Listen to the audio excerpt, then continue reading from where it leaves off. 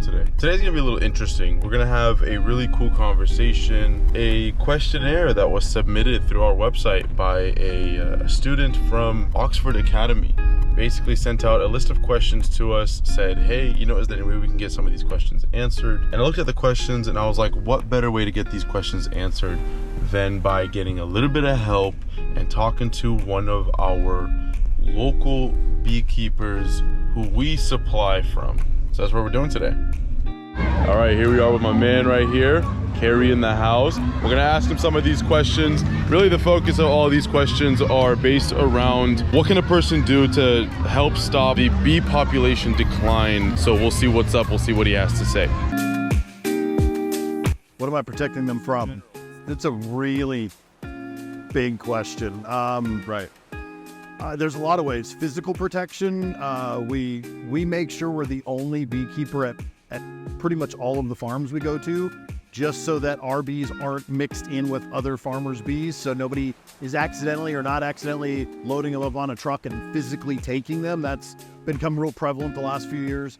We put electric fences around them in the wilderness areas when we're up in the wild, in the mountains here, just to keep things that shouldn't be in there out, which helps a lot so bears don't get them and things like that.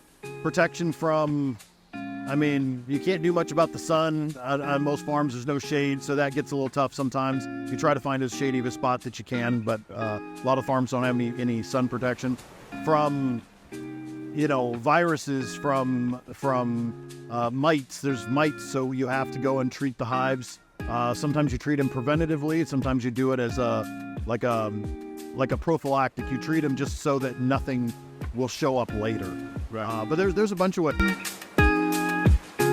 Bees aren't declining. It's beekeepers. So there's plenty of bees. There's probably more bees now than there were, certainly more than there were 30 or 40 years ago.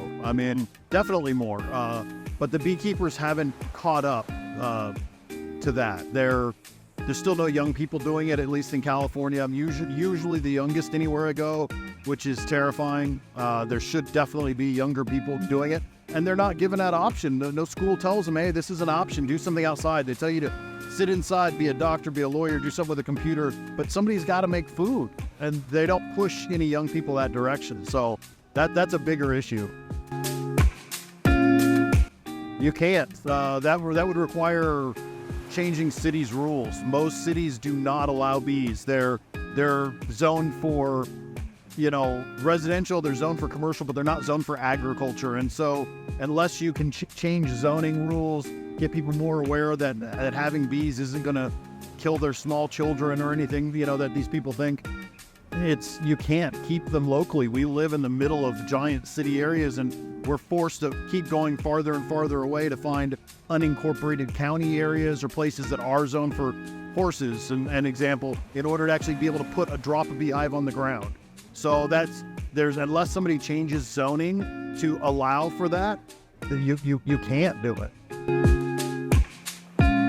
Healthier, not if they're taken care of properly and normally. There's no special extra thing, give them a flower source, give them water, don't overwork them, they should be fine. Water's big. Raw water's really big here. It gets really hot in Southern California. Some guys put little tubs or drums out, but then they'll run out. The water, if we put a giant 55-gallon drum of water out, it won't even last 2 weeks in the summer. And so you can't just constantly drive back and forth and fill it. So we use it's called a tote, even though no one can tote one. They're 275-gallon cubes, basically, that we fill that up with water. And we have a little tiny tray, the little concrete washout tray that we put on it. And we float styrofoam inside. So there's only about an inch of open water to evaporate around the edges. So the bees can go in, get a drink. If they happen to get their wings wet, they can crawl out onto that styrofoam to dry off.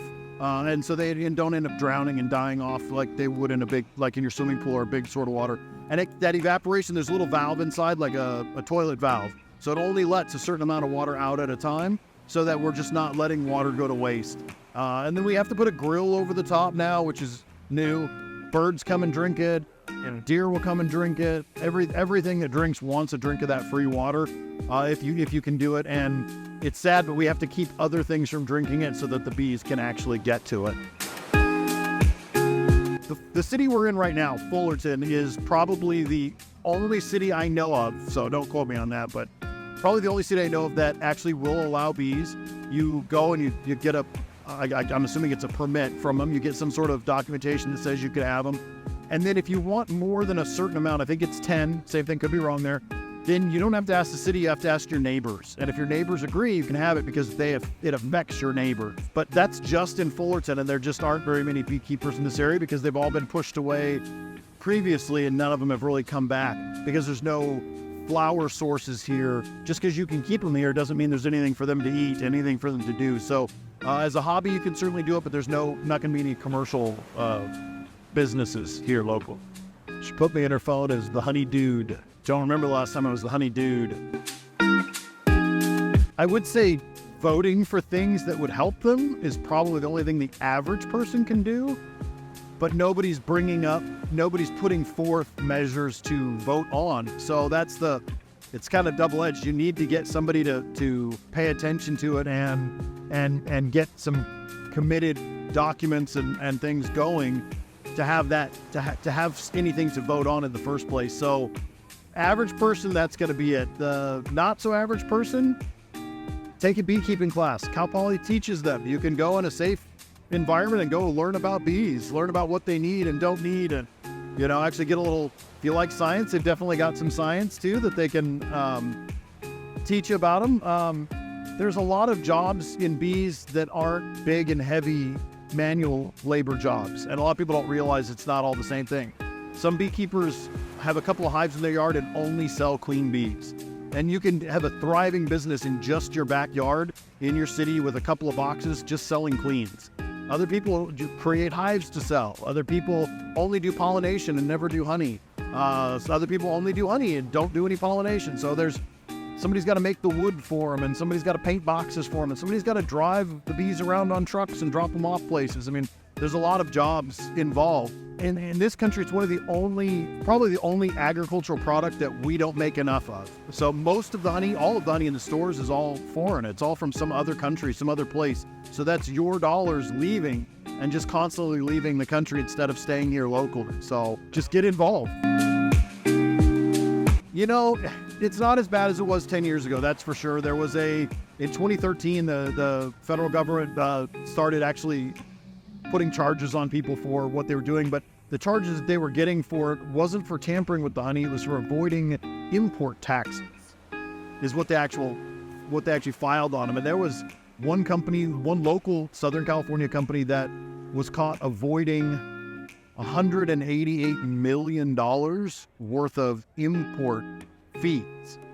That's just their import fees. That's not the amount of honey they were importing, that's just the fees on it. And that was a Southern California company that was avoiding those fees. And since at that time in the grocery store, about 75% of the honey was adulterated, was messed with in some way, shape, or form. And then another 20-some% of it just wasn't even honey at all that was being sold as honey. So now they've cleaned most of that up. In the last 10 years, we're up at 95%, 94% of all of the honey in the store is actually honey. It's just so processed you wouldn't recognize it anymore. I mean, it's not like getting local raw honey at the farmer's market is, but it is at least honey. But there's still 5% out there that's still something sketchy that people are doing. Don't buy honey at your 99-cent type store. It will never, ever be honey, no matter what the jar says. Kind of common sense things like that. And real honey is not going to be inexpensive. So if you go to the store and it seems like it's really a really good buy, it's probably not honey. But other than that, yeah, I wouldn't know what you could do. Well, shout out flipping Carrie in the house, dude. Where's my apple blossom? No, I'm just kidding. Appreciate you answering these questions. I knew I went to the right guy to get these answered. And what's so funny? I keep trying to email back this student, but for some reason, Aston Van, you gotta email us back. Talk to us. Let us know how to reach out to you, because I don't even know how to reach out to you right now. Well, there you have it, folks. Shifa Honey is proud to announce that the bees are actually okay. And the population of the bees is not rapidly declining, and we're doing just fine. But nonetheless, like the man said, it's always preferred to support local. Get your honey straight from the source. Don't convince yourself that just because it's cheaper at the store, it's a better option. Hope you benefited from some of this video, and definitely let us know if you have any other questions that you'd like to ask a beekeeper. Signing out. Peace.